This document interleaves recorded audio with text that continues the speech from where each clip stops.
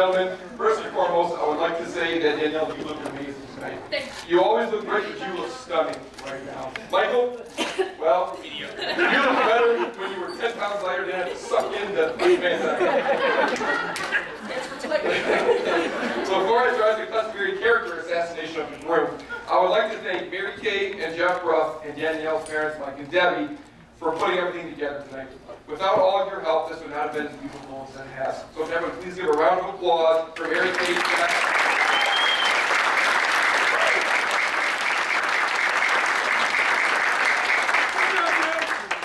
I would also like to thank all of you for coming here tonight to share this special occasion with Mike and Danielle. I can honestly say, from looking out at the crowd, I'm surprised that Michael has so many friends. For those of you that don't know me, my name is Jeff, and I am Michael's older brother and best man. I must say, I was very excited for this day, because after 26 years of being Michael's older brother, he has finally admitted that I am the best man.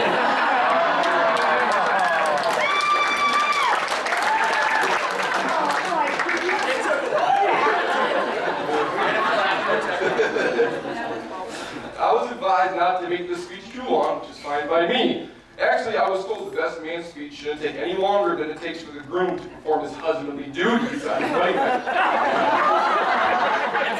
But that means I would have had to end the speech after good evening.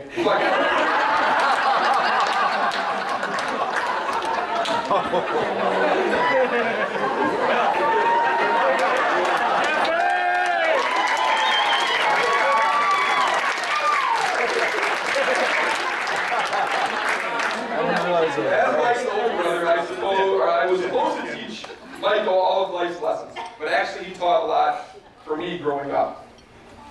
But that would mean that, I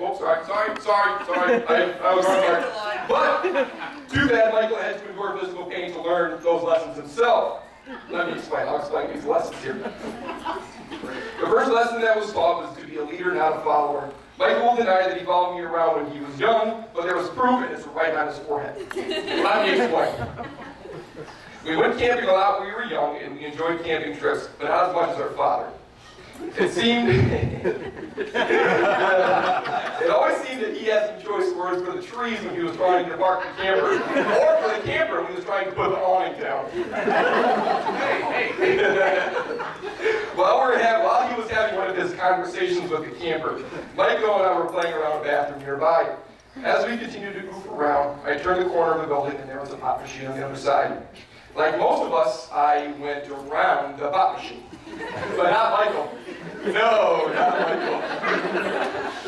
He decided to take the pop machine on head first, and I mean literally head first. Again, as you would have guessed, the pop machine won.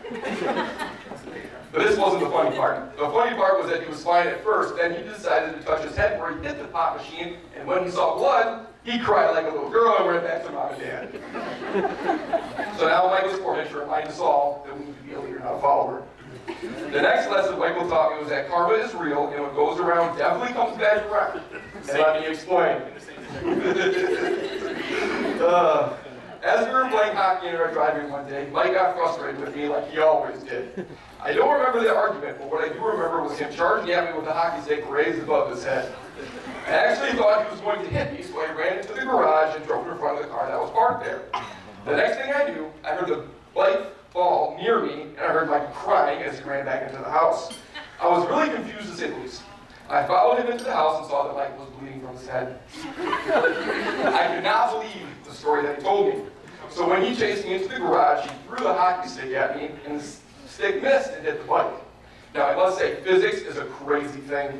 Mike threw the stick so perfectly that it came back at him, and the blade hit him on the top of the head. Now if that's not karma, I don't know what is. Actually, I guess the real lesson we learned here today was that Michael cries like a little girl when he gets hurt. Now to switch gears a little bit, I must be honest and say that when Mike told me that he had a crush on a girl from Dick's Sporting Goods, I got a little nervous. Anyone that has known Mike long enough knows that his choice in girlfriends were...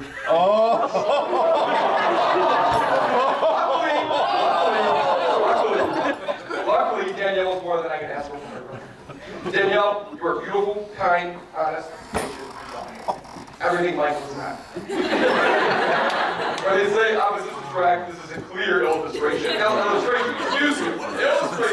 of that, and thank God for Michael's sake. On a serious note, marriage is not about finding you can live with, someone you can live with. It's about finding someone you cannot live without. I see this in Mike and Danielle, and I cannot be more proud of them. I am so happy that both of them have found love and are taking me home in marriage. Now, ladies and gentlemen, will you please raise a glass to Mr. and Mrs. Ruff. I wish all the happiness and love for you